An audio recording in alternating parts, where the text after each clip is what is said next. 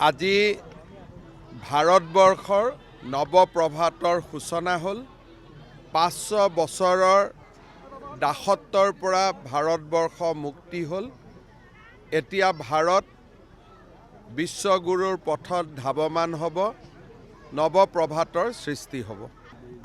আজিৰ দিনটো ৰামময় হৈ আছে আৰু আজিৰ দিনটোত ৰামক বাদ দি আমি কোনেও ৰাৱণৰ কথা উল্লেখ কৰা উচিত নহয়।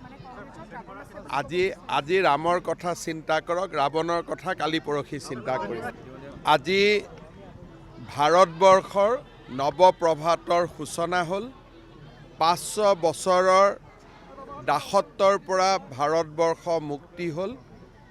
এতিয়া ভাৰত বিশ্বগুৰুৰ পথত ধাৱমান হ'ব, নৱপ্ৰভাতৰ সৃষ্টি হ'ব। আজিৰ দিনটো ৰামময় হৈ আছে আৰু আজিৰ দিনটোত ৰামক বাদ দি আমি কোনেও ৰাৱণৰ কথা উল্লেখ কৰা উচিত নহয়। আজি ৰামৰ কথা চিন্তা কৰক, ৰাৱণৰ কথা কালি পৰহি চিন্তা কৰিম। আজি ভাৰতবৰ্ষৰ নৱপ্ৰভাতৰ সূচনা হ'ল। ৫০০ বছৰৰ দাসত্বৰ পৰা ভাৰতবৰ্ষ মুক্তি হ'ল। এতিয়া ভাৰত বিশ্বগুৰুৰ পথত ধাৱমান হ'ব, নৱপ্ৰভাতৰ সৃষ্টি হ'ব। আজিৰ দিনটো ৰামময় হৈ আছে আৰু আজিৰ দিনটোত ৰামক বাদ দি আমি কোনেও ৰাৱণৰ কথা উল্লেখ কৰা উচিত নহয়। আজি ৰামৰ কথা চিন্তা কৰক, ৰাৱণৰ কথা কালি পৰহি চিন্তা কৰিম। আজি ভাৰতবৰ্ষৰ নৱপ্ৰভাতৰ সূচনা হ'ল।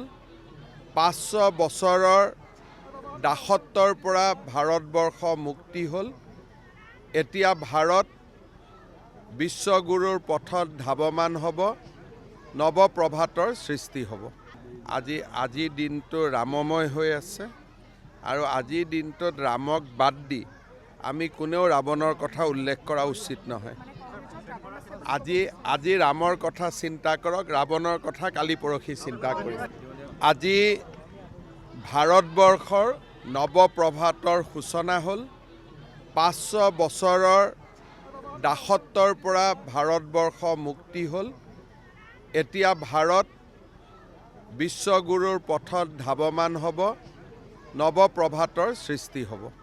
আজিৰ দিনটো ৰামময় হৈ আছে আৰু আজিৰ দিনটোত ৰামক বাদ দি আমি কোনেও ৰাৱণৰ কথা উল্লেখ কৰা উচিত নহয়।